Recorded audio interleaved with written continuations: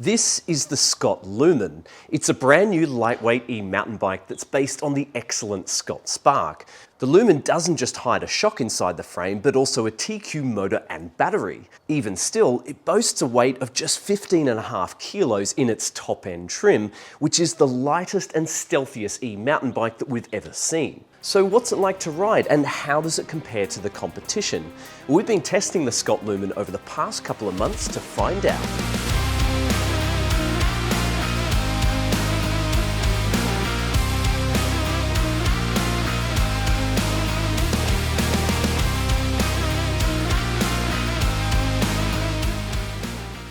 The Scott Lumen is a lightweight e-mountain bike that's designed for cross-country and trail riding. It's built around 29-inch wheels and 130mm of travel front and rear.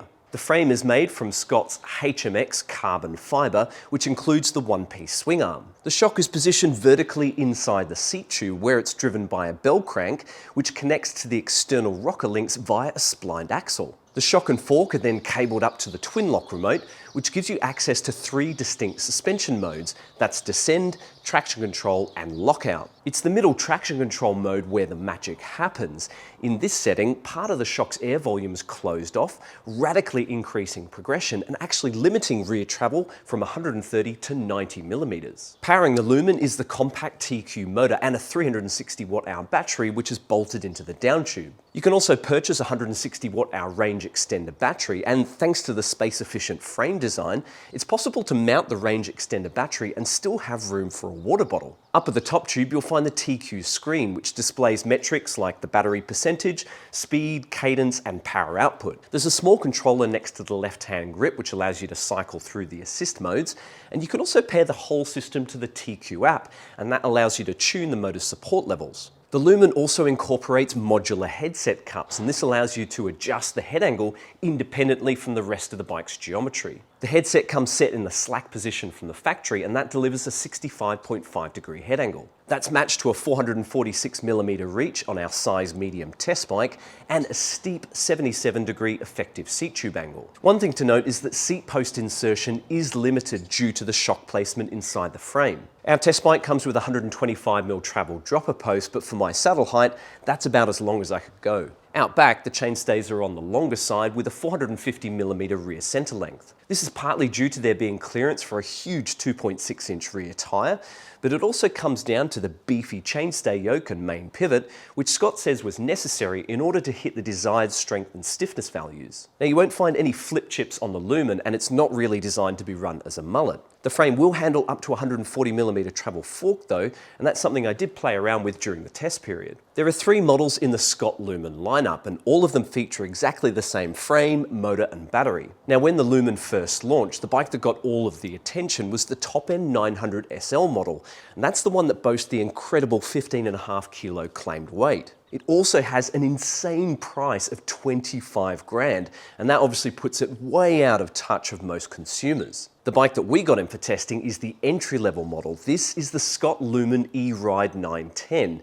Now, it's hardly a cheap bike, but it is literally half the price of that 900 SL. For your money, you're getting a Fox 34 rhythm fork and that proprietary Nude 5T shock. We've got a Shimano Dior 12-speed drivetrain and 4-piston brakes with 180mm rotors. There's a Syncross cockpit and alloy wheels, and we've got 2.4-inch Schwalbe Wicked Wheel tyres. Confirmed weight for our Scott Lumen test bike, 17.78 kilos. Now, as usual, that's without pedals and with the tyres set up tubeless. It's pretty decent given the budget spec and the fact that the wheels are quite heavy. These weigh over 2.1 kilos. The tyres are quite light, however. These come in at a bit over 800 grams each thanks to their thin Super Race casings. Given the dainty rubber, I made sure to fit a Cushcore Pro insert into the rear wheel and set pressures on the higher side with around 24 psi in the front and 27 out back. Now, out on the trail, it's clear that the Lumen isn't your average e-MTB. Indeed, this is a seriously rapid trail bike which is defined by its sporty handling and its terrific agility. My initial skepticism of the lightweight tyres soon evaporated during the first ride, with the fast rolling rubber providing the Lumen with an impressive turn of speed. The low drag boosts the initial acceleration, but it also limits the deceleration when the motor taps out. The result is a beautifully seamless feel to the way that the motor rolls on and off, and it makes the 25k cutoff point basically imperceptible on the trail. Combined with the quiet performance from the TQ motor, the Lumen feels very much like a regular mountain bike. Now, many have questioned the need for the TwinLoc system on a bike with a motor, but it does bring significant benefits to the Lumen. I didn't make use of the full lockout very often, but I sure did use that middle traction control mode. With rear travel reduced to 90mm, this mode improves the pedal efficiency while also lifting the bike's dynamic ride height. The taller BB provides crucial ground clearance, while the steeper seat angle puts you in a more comfortable and powerful pedaling position when heading uphill. Combined with the longish chainstays and the low overall weight, the Lumen is supremely adept at negotiating features on technical climbs. I also found the traction control mode to be useful when riding on flatter terrain. The stiffer shock puts more of your weight onto the front wheel, helping to sharpen up the steering response through tight chicanes. Along with the speedy tyres, this bike absolutely froths at going flat out on XC style single track. Flick the TwinLoc remote back into the descend position and you can feel the whole bike sink closer to the ground. The suspension is quite plush in this mode, offering good sensitivity over rocks and roots. While the Lumen does have exactly the same rear shock as the Spark, the longer chainstays and a higher leverage rate is what delivers the extra 10mm of rear travel. The result is a smoother and deeper ride quality, and combined with the added weight of the battery and the motor, it makes the Lumen feel like a souped up version of the Spark. Indeed, it has great descending stability for a bike that only has 130mm of travel. Your body weight is well distributed between the axles, and the tyres prove to be surprisingly grippy, especially the front tyre with that Attic soft rubber compound. It means you can push this bike quite hard, with the poppy suspension encouraging it to seek out transitions and take to the air to clear rougher sections of trail. But since it's able to generate momentum so easily, it didn't take me long to find the limits of the stock tyres. They'll be fine for lighter riders on machine-built flow trails, but for anyone who's tackling rocky off-piste terrain, you're going to struggle with sidewall stability and punctures. Even with the Cushcore insert, I still managed to put a hole in the rear tyre. Also, while the TwinLoc system is totally functional, the remote ergonomics aren't perfect. The paddles are a bit thin and edgy, and we'd like to see more lateral and angular adjustability. The remote also contributes to the busy cockpit, which requires considerable effort on Scott's behalf to route all of the control lines through the upper headset. It is pretty well managed, though we did notice some cable noise and vibration from deeper within the frame.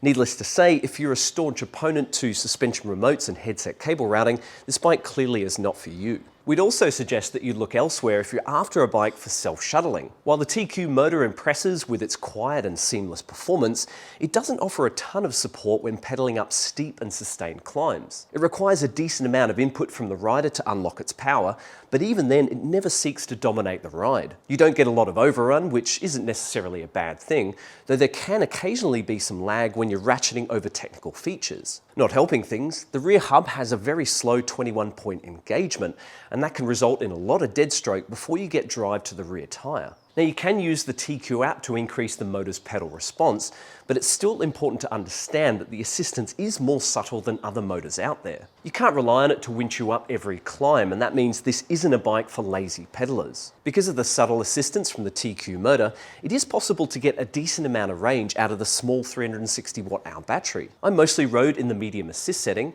and that would typically get me 2.5 to 3 hours of ride time with up to 1100 meters of elevation gain. I also put the Lumen through our standardized range test to see how many laps I could get with the motor set to the most powerful setting. I ended up getting over 1500 meters of climbing, which is really impressive given the small battery. However, the average climbing speeds were noticeably lower on the Lumen, and it also required more effort at the pedals. If you're curious to see how the range testing stacks up against the Orbea Rise, the Trek Fuel EXe, the specialized Levo SL, and the giant Trans-X E+ Elite, make sure you click that link in the video description below to check out the full review. As for overall value for money, it has to be said that the Lumen 910 isn't exactly bestowed with the most desirable spec. Scott will no doubt point towards the high-end carbon frame, the proprietary suspension, and the TQ drive system as justification for the high asking price. But there's no denying that the Shimano Dior components, the low-end alloy wheels, and the Fox 34 rhythm fork are cheap components to see on a bike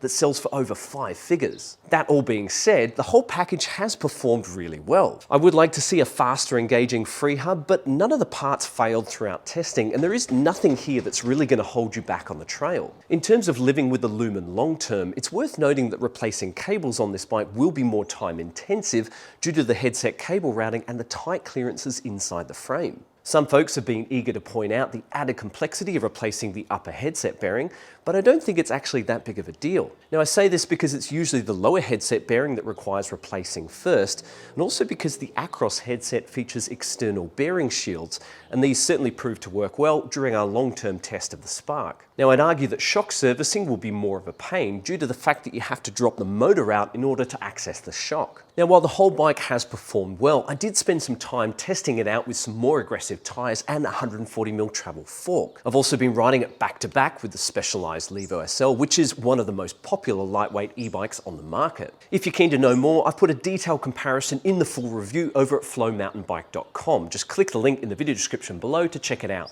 And that, folks, brings us to the verdict on the Scott Lumen. Now I must admit that I initially struggled to see the point of a short travel e-bike with a TwinLoc system and lightweight tyres. Within the very first ride, however, I found myself having to chow down on a big old serve of humble pie because this really is an awesome electrified XC bike. It has great geometry with excellent weight distribution, the suspension is smooth and effective, and the traction control mode offers potent performance on technical climbs. Along with its quick rolling tyres, the Lumen has a sprightly and energetic character which encourages you to ride it hard and fast across undulating terrain. It's lightweight and responsive, and combined with the subtle TQ motor, it offers the most natural ride feel out of any e-bike we've tested. So for those who don't want a motor dominating their riding experience, the Lumen will no doubt be an appealing option. Now, if you've got any questions for us about the Scott Lumen, make sure you drop those into the comments below and I'll do my best to answer them for you. Otherwise, I hope you've enjoyed this video review and we'll see you next time. Tooroo!